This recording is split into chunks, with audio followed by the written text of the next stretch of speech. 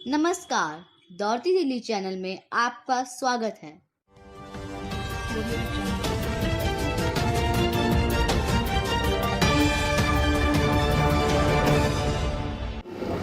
आज हम जिस प्रेस कॉन्फ्रेंस के लिए यहाँ पे इकट्ठे हुए हैं, ये एक बहुत फेमस मीडिया ट्रायल केस है।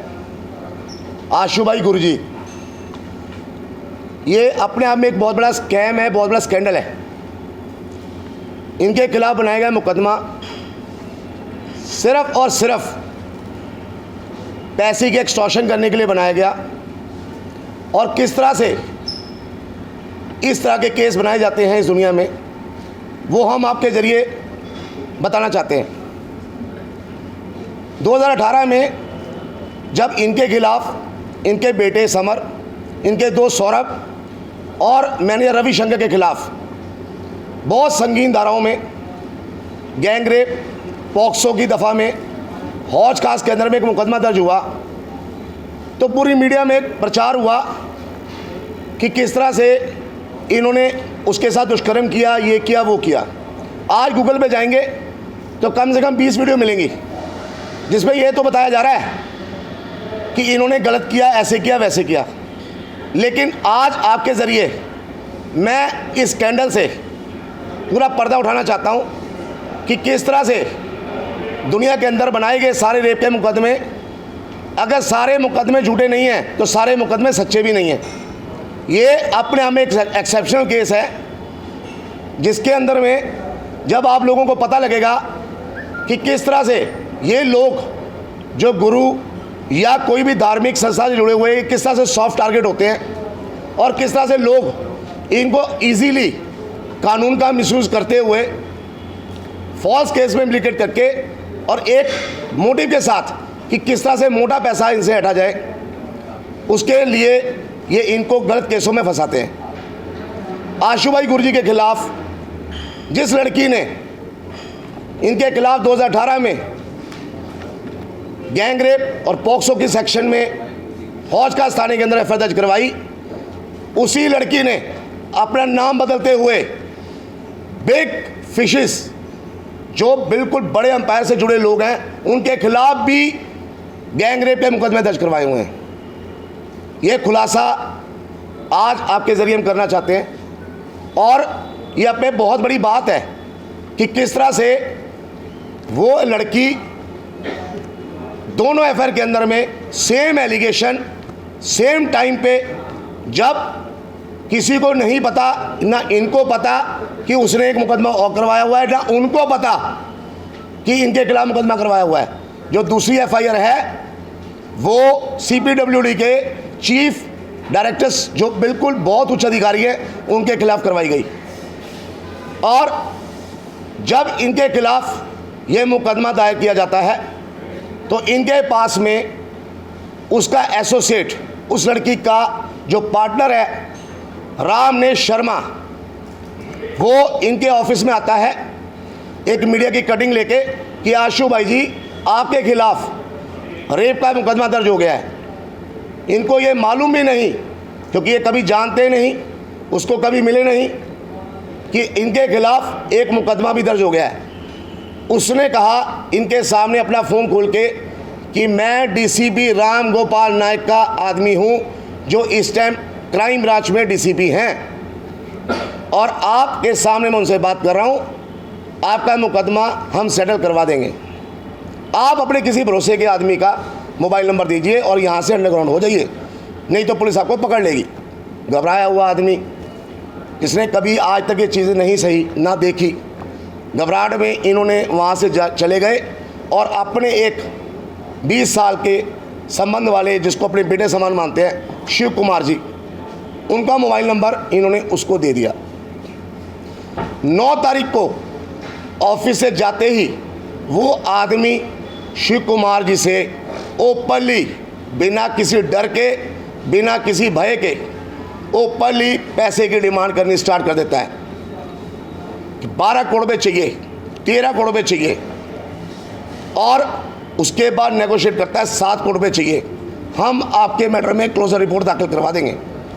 50 से ज़्यादा रिकॉर्डिंग हमारे पास है जो ये सीडी में मौजूद है। पेन ड्राइव में मौजूद है और हमारे पास वो मोबाइल फ़ोन आज भी मौजूद है जिसके अंदर ये सारी की सारी उसकी पूरी व्हाट्सएप चैट, उसकी पूरी मोबाइल रिकॉर्डिंग ट्रांसक्रिप्शन के साथ हमारे पास मौजूद है।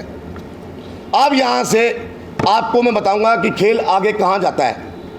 वही आदमी अपनी पूरी बातचीत के दौरान बताता है कि डीसीपी राम गोपाल नायक साहब के साथ मेरी बात चल रही है, मैं उनके घर जा रहा हूँ।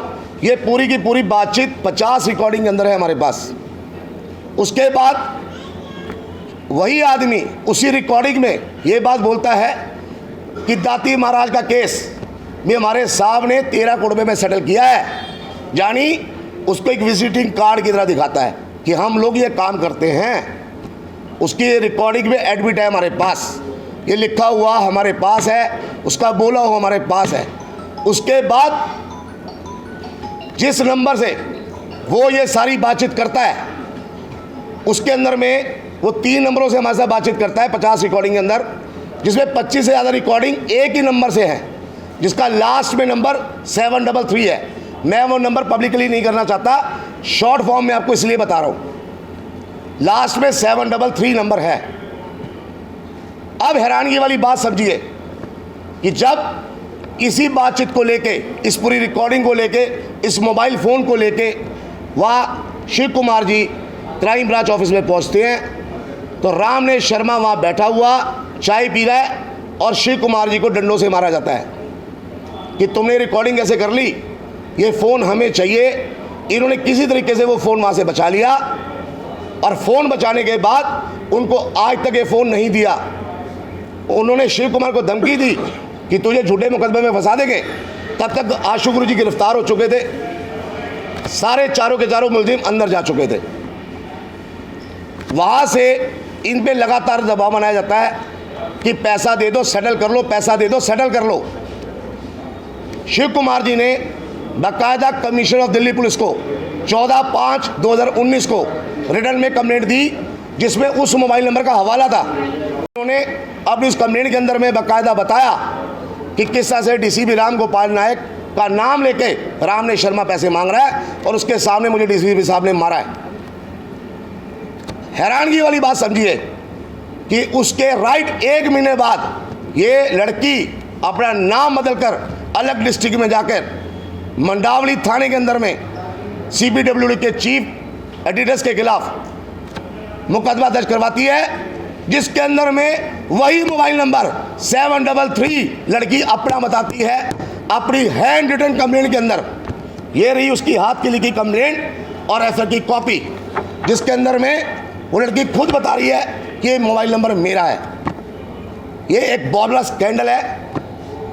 इसके बारे में 20 महीने की कस्टडी के बाद जब आशु गुरु जी बाहर आए इंटरिम बेल पे, स्वास्थ्य ठीक नहीं रहता इनका और कोविड-19 पोजीशन के दौरान सबको इंटरिम मिली। 18 अक्टूबर को ये बात हमारे सामने आई। 20 महीने की नाजायज़ कस्टडी काटने के बाद पूरी मीडिया में उस लड़की ने दुष्प्रचार किया, पूरा इन पे दबाव बनाने के लिए किया गया कि किस तरह से इनसे पैसा हड़प लिया जाए। आप हैरान होंगे कि रामने शर्मा जिस मोबाइल नंबर से बात कर रहा है वही लड़की अपना नंबर बताती है और वो नंबर भी उनका नहीं है, वो नंबर भी उनका नहीं है। लेकिन आज तक 18 अक्टूबर से लेके और 3 जनवरी तक लगातार हमने दस्तक दिया। हर बड़े अधिकारी के पास गए, सीडी लेके गए, हर चीज़ को लेके गए, लेकिन क्या कहते हैं, नहीं ये तो मीडिया प्रोफाइल केस है, ये तो हाईलाइट केस है, हम इसके अंदर कुछ नहीं कर सकते, आपकी कोई मदद नहीं की जा सकती। क्योंकि जहाँ भी जाते थे पुलिस के उच्च अधिकारी का नाम आने से सारी पुलिस दबाव में काम कर रही है, कोई भी नहीं बात मानने को तैयार था।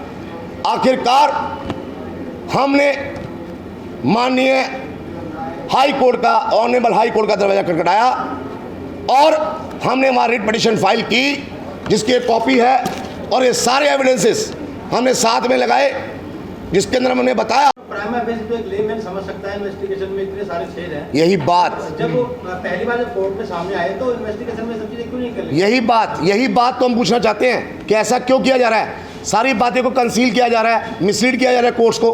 क्योंकि आप एक बात समझिए, हमने ये बात आपके सामने सिंपल तरीके से रखी और हमने सबूत आपको दिखा रहे हैं, आपको समझ आ गई बात की क्या हो रहा है। लेकिन आज तक उस इन्वेस्टिगेशन एजेंसी को नहीं समझ आ रहा और कोर्ट को वो फेयर ट्रायल करके क्यों नहीं बता रही। आज तक उस लड़की से एक नोटिस देके ये नहीं पूछा गया कि ये मोबाइल नंबर किसका है मैडम, ये रामनेश शर्मा से आपका क्या लेना देना है। अब आपको बताते हैं, जो अभी कोई पत्ते हमारे पास हैं लेकिन आज आपके सामने वो भी खोल देते हैं, ठीक है। यही लड़की जब इसको पता लग गया कि रामनेश शर्मा के खिलाफ कंप्लेंट जा चुकी है तो इसने ट्रायल कोर्ट में ये लेटेस्ट में कंप्लेंट मूव की है कि रामनेश शर्मा मुझ पर दबाव बना रहा है फैसला करने के लिए। मैडम, रामनेश शर्मा और आपका कॉमन नंबर, फ़ोन नंबर, ठीक है, आपके बीच में ये तो वो बात हुई कि चोर की दाढ़ी में तिनका कैसे पता लगा, क्योंकि वो एक्चुअली में ये हमें इसके अंदर फुल एप्रीहेंशन है और फुल डाउट है कि इन्होंने मुकदमे और भी दर्ज कराए हैं। लेकिन क्या है कि ऑनलाइन रेप के केसेस के बारे में आता नहीं है और इनके विक्टिम के पास में एक राइट है कि अपना नाम छिपा सकती है, इसलिए इसके बारे में एफएस के बारे में पता नहीं लग रहा। आप एक बात समझिए, 18 अक्टूबर 2020 को जब हमारे पास ये दूसरी एफआईआर के बारे में हमें पता लगा, उसके बाद हमने लगातार कंप्लेंट देनी स्टार्ट की। उन्हीं दिनों ऑनरेबल हाई कोर्ट में जस्टिस सुरेश कैट साहब ने एक इसी टाइप के मुकदमे के अंदर एंटीसिपेटरी बेल दी गैंगरेप में, और कमिश्नर दिल्ली पुलिस को ये डायरेक्शन दी कि आप एक नोटिफिकेशन जारी करो, जो लेडीज़ इस तरह के मामले करती हैं उनके खिलाफ कार्रवाई की जाए। लेकिन हम कमिश्नर पुलिस से मिलने गए, वो नोटिफिकेशन की कॉपी मेरे पास है जो हमने इसमें लगाई हुई है हाई कोर्ट के सामने, कि उसके बाद भी कमिश्नर पुलिस की ऐसी क्या मजबूरी है, पुलिस की ऐसी कौन सी मजबूरी है कि जिसको सामने नहीं लाना चाहती वो, क्योंकि उनको पता है कि 20 महीने आदमी अंदर आया है, ठीक है, और 2-4 महीने में ट्रायल की बारी आ जाएगी, मरता क्या ना करता, ठीक है, और कर लिया जाए। लेकिन देखिए, सत्य को आप थका सकते हो, पराजित नहीं कर सकते, ठीक है। सत्य सामने आ चुका है। और देखिए, उसमें जैसे कि अभी बताया गया है, सारी की सारी जो चीज़ें हैं, ये सारी बहुत सारे फैक्ट्स को पुलिस ने कंसील किया। सारी की सारी इन्वेस्टिगेशन जितनी भी हुई, वो जो ऊपर सीनियर ऑफिसर थे, जिसमें बताया गया ये रामनेश शर्मा और गोपाल नायक, इनके डायरेक्शन पे ये सारी इन्वेस्टिगेशन हुई है। ये फेयर इन्वेस्टिगेशन नहीं हुई है, क्योंकि उसके अंदर बहुत सारे फैक्ट्स को छुपाया गया है। उसके प्रॉपर जहाँ पर कहीं वो स्टेटमेंट देती है अपने हस्बैंड के बारे में अलग चीज़ बताती है, दूसरे केस में जो फर्दर वो एक केस और रजिस्टर कराती है अदर डिस्ट्रिक्ट के अंदर, उसमें वो अपने हस्बैंड को अलग नाम से रिकॉग्नाइज़ करती है, अलग काम उसका बताती है। मतलब बहुत सारे फैक्ट्स को, उसका फ़ोन नंबर जो है हमारे केस के अंदर कहीं पर भी उसका एक पर्टिकुलर फ़ोन नंबर नहीं दिया गया है। वहाँ बताया गया है कि मैं इतने साल से ये फ़ोन ही यूज़ नहीं कर रही है। और जिस फ़ोन की हमने कंप्लेंट की है, शिव कुमार शर्मा ने इसके अंदर कंप्लेंट की है, जिसकी रिकॉर्डिंग्स हैं, सारी चीज़ें हैं, जिसके बारे में उन्होंने पहले कंसील कर लिया था कि ये चीज़ें इस केस से रिलेटेड नहीं है, ये दोनों शख्स इस केस से रिलेटेड नहीं है। और वही नंबर जिसके बारे में हम बार बार बता रहे हैं, ये नंबर वो खुद वॉलंटरली उसके दूसरे केस के अंदर जो मंडावली थाने में जो उसने रजिस्टर कराया है दूसरे ऑफिसर के खिलाफ, उसमें वो वॉलंटरली अपनी हैंड रिटन कंप्लेंट के अंदर वही नंबर वो उसमें दे रही है। वो हमारे पास ये सारी चीज़ें हैं, पूरी चार्जशीट हमारे पास है, ये सारी पूरी इन्वेस्टिगेशन मैनिपुलेट की गई है बाय क्राइम ब्रांच। जो महिला ने कहा 2008 से any proof that there is a link, there is a direct link between the rapist and the deceased? Sir, basically what is, they are hatching a criminal conspiracy against the, these unscrupulous persons are hatching criminal conspiracy against us, firstly. Right. Firstly, So you have to build a lava. firstly I will want to tell you that Ramnesh Sharma in his message tells you will be arrested at 4 o'clock. How could he say that you will be arrested at 4 o'clock? Because he has an interrelation with the DCP. That is why it is telling to him that you will 4 o'clock, you will arrest at 4 o'clock, and now you are the girl having 164 statement in the court. How can you say that when you are having a interrelation with the DCP? Then you can tell the person that you are having 164 statement and you will arrest at 4 o'clock. This is the entire allegations are hatching a criminal conspiracy against the person. Firstly, I want to tell you about what is criminal jurisprudence. criminal jurisprudence is a fundamental postulate that the accused is not guilty until proved, but still media has proven him guilty. His status has been fulfilled, not furnished. His status has been declined by the society. बस Declined by the society status. Excuse me बता कह रहा हूँ What is the reason, sir, that you changed your name from Asif Khan to Ashu Baba? बताइए आपने अपना नाम क्यों चेंज किया? कहना मुझे नाम पसंद है। सर मैंने नाम चेंज नहीं किया। मैंने तो मेरे को घर में आशु आशु नाम से पुकारते थे, बाबा तो लोगों ने लगा दिया। निकनेम घर का आशु था और लोगों ने बाबा लगा दिया। अगर मैं आईडी बचपन से इनका नाम था। तो मैं अपनी पर्सनल आईडी चेंज करता। मेरे लाइसेंस में नाम आसिफ खान है, मेरे घर में आधार कार्ड में आसिफ खान है, मेरे घर के आगे कलमे लिखे हुए हैं, मैं 5 वक्त की नमाज़ पढ़ता हूँ, मेरे माथे पे आप देख रहे होंगे, तो मैं नाम क्यों चेंज करूँगा? खाली बाबा बाबा बोलते थे, आशु भाई तो ऐसे ही लगा दिया लोगों ने। मेरी माँ मुझे प्यार इनका से घर का आशु निकनेम आशु है, प्यार से माँ जो इनकी है वो आशु बोलती थी। बाबा लगा दिया तो आशु बाबा हो गए। और जब मुझे उठाया गया तो मैंने कहा कि मुझे मीडिया ट्रायल कराई जाए, लेकिन उन्होंने मेरे को जानबूझ के मीडिया ट्रायल नहीं करवाया। मेरी इच्छा थी कि मैं मीडिया के सामने, और जब तक मैं जेल में रहा मैं यही कहता रहा कि अगर मैं सच्चा हूँ तो छूट जाऊँगा, और अगर मैंने सच में किया है तो मैं कभी छूटना नहीं चाहिए, मैं वहीं रहना चाहिए जेल में। मैं जिस लायक हूँ उस लायक ऊपर वाला मुझे रखेगा। और जब मैं इस धर्म को मानता ही हूँ तो मैं रोज़े नमाज का पूरा ख्याल रखता हूँ। और आपको जानकर हैरानी होगी कि माता रानी के जो दरबार है उसको भी मैं पूरा मानता हूँ, और वहाँ पर मेरा भंडारा हर शनिवार चलता है। आप इसे गलत समझें, सही समझें, नाम बदलें, कुछ भी बदलें, मेरी आस्था तो हर चीज़ से है। मैं किसी एक चीज़ के लिए नहीं हूँ, मैं तो माता के लिए भी हूँ, मैं तो साईं बाबा के लिए भी हूँ, मैं तो अल्लाह का बंदा हूँ। मुझे किसी से नफ़रत नहीं करनी है। और इससे पहले तो मैं एक रामलीला ग्राउंड में बहुत बड़ा इवेंट करने वाला था, केवल महिलाओं के लिए, केवल बच्चियों के लिए, कि हमारे देश की बच्चियां कैसे सुखी रहें, मैं ये बताना चाहता था। जो मेरा कार्य रद्द हुआ क्योंकि मेरे पास रामलीला ग्राउंड की पर्ची है जो मैंने बुक की हुई थी। उन लोगों को जिनको मैंने इकट्ठा करना था वो भी, ये सब 1 महीने बाद होना था।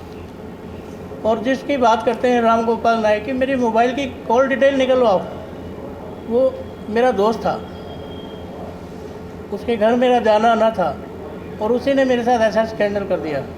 क्योंकि सबसे बड़ी बात है, अगर ये बात है तो मेरे मोबाइल में उसके नाम के साथ उसका नंबर क्यों फीड है, उसकी बीवी का नंबर क्यों फीड है? तो मेरा जानकार था। और ये सारी इन्वेस्टिगेशन हौस खास थाने में होनी चाहिए थी। 2-3 दिन में ही ये केस क्राइम ब्रांच में कैसे ट्रांसफ़र हो गया? और जब इतनी बात थी तो मैं जब थाने में रहा तो थाने में मुझे बंद करना चाहिए था। मैं एसी रूम में कैसे सोता था?